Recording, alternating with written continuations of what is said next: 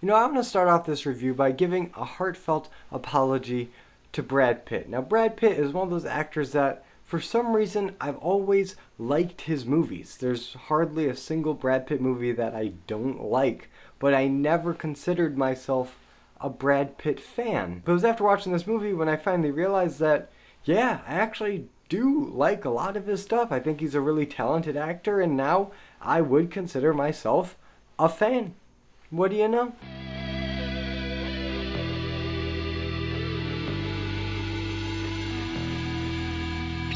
Bullet Train. Now, Bullet Train is a new movie directed by David Leitch, and I was really pulling for this movie. I was really hoping this movie was going to be good. I liked what I saw from the trailers, and after being generally unimpressed with a lot of movies that have come out recently, I was really hoping that this one would bring me back to the beginning of summer when Top Gun Maverick came out and just blew away everybody's expectations. And now, having seen it, while I wouldn't say it's as good or better than Top Gun Maverick, it still captured that fun, exciting action summer blockbuster energy that I didn't really know I was craving as much as I am this summer. I guess Top Gun Maverick just brought something out of me that's like, yeah, this is what summer movies should be. And Bullet Train succeeds in that. It's really good. And I guess this shouldn't really be a surprise. I mean, David Leitch is the guy that brought us John Wick, after all. Probably the single greatest action movie franchise since, I don't know, the year 2000 maybe. So needless to say, the action scenes in this movie are really good, really creative. There's a lot of really exciting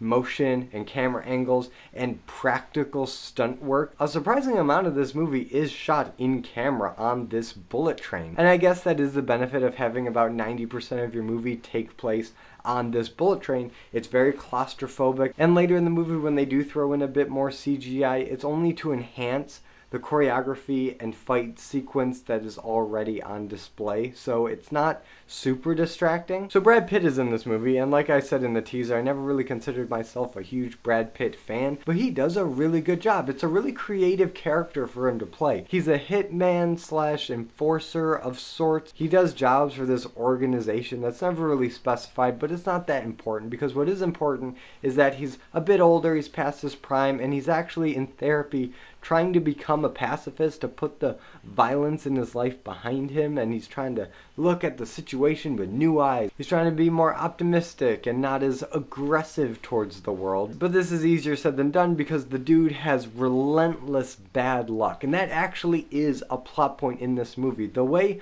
luck is visualized in this movie is actually similar to how luck was visualized in another David Leitch movie, which was Deadpool 2 with the character of Domino, which just makes the line that Deadpool says in that movie doubly funny when he says luck isn't a very cinematic superpower. Not only was he proven wrong in that movie, he's proven wrong again in this movie. Because one of the big questions brought up in this movie is, what is luck, or what is fate, and is it just how you perceive it, or is there actually forces at work that define our destinies, and how much control do we have in our own path through life?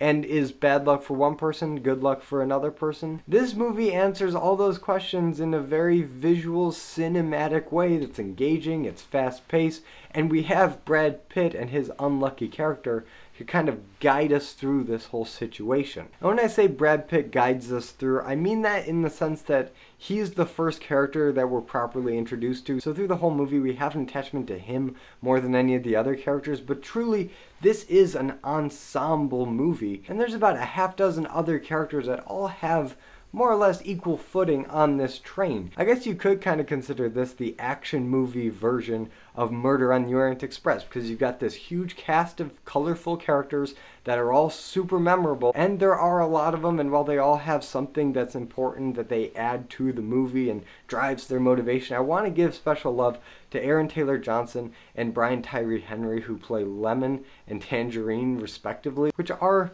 pretty strange names for hitmen, but the movie addresses this. The movie is very self-aware, and it gets probably the most self-aware through these characters. This is where you get that really snappy Quentin Tarantino style dialogue, and they are equal parts hilarious and threatening, even though they might not look too threatening, especially when they're just shooting the breeze. When they pull out their guns and it's business time, it is business time. And there are flashbacks to other missions briefly that you see, and you see them actually being proficient at their job. And it hits you where, yeah, these guys might not look like Machete, but they are serious assassins nevertheless. And at this point, I'm wondering how much of the plot should I actually tell you guys, because a lot of the fun of this movie is unfolding this really convoluted plot in the seat when you're watching it, because the trailers don't really give anything plot related away. You just see a couple little vignettes of some shootouts, some conversations, some jokes.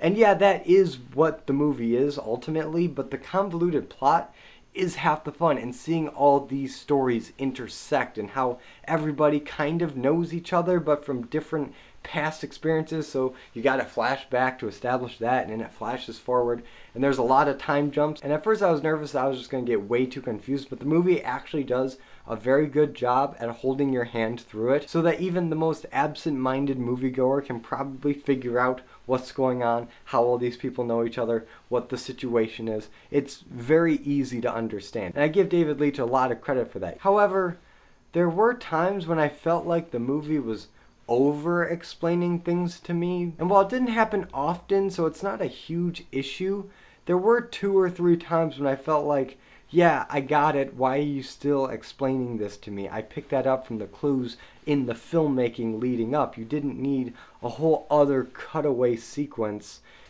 to explain it. And before you guys comment about the water bottle bit, I thought that one was hilarious, so that doesn't count. If it's for the sake of a joke and it made me laugh, I think it's okay. But when the movie actually is like, oh, maybe you didn't catch it, let's remind you again, that's when I feel like I'm being pandered to. And I just rather the movie didn't do that so much. And since I'm talking about the negatives, I guess the only other issue I had with the movie was in the final climax. You know, the big action sequence is going down. All the stakes have been set up really effectively. You know exactly what's going to happen. And then the trap is sprung. Everything goes into action. And you hear this really awesome rendition of Holding Out for a Hero in Japanese. And while that might sound like a spoiler, it's really not, because my problem is that the song is only there for like, I don't know, 15 to 20 seconds, and then it fades out and it never really comes back in, because as the sequence is going on, you got these little character moments where they talk to each other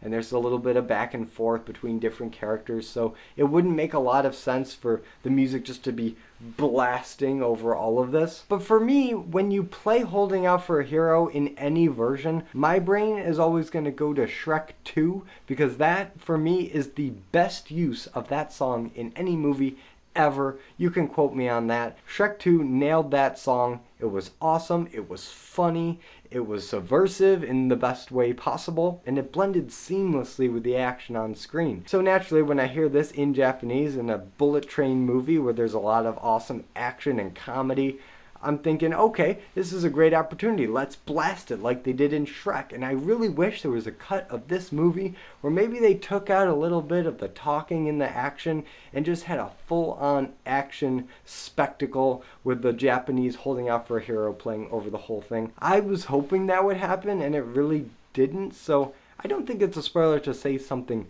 doesn't happen. So just check your expectations at the door. There will be a cool version in there, but it's only going to be in there for a little bit, so savor it while you can, and just enjoy the rest of the sequence with more realistic expectations, unlike me. And those are my thoughts on Bullet Train. I know this is a pretty short review, but how many times can I say it was awesome, it was exciting, it was well paced, it had good comedy, good action. It's the shot of adrenaline I needed to get through this summer movie season. Like I said before, the summer movie season opened with Top Gun, and now we've got Bullet Train, and there was just kind of a lot of okay movies in between, and even the best ones weren't really action movies. And I really hope Hollywood is taking note of this, that original, creative action movies are something that audiences are craving again. And I, for one, will always be here for them, and now I really can't wait for John Wick 4. That's going to be awesome. But now I turn it over to you guys. What do you think about Bullet Train? Whatever your thoughts, let me know in the comments. And if you like this video, be sure to give it a like and subscribe for more content, and hit the notification bell to be notified every time I upload a video. And as always, I'm Colby. This is my nerdy talk, and I'll see you in the next video.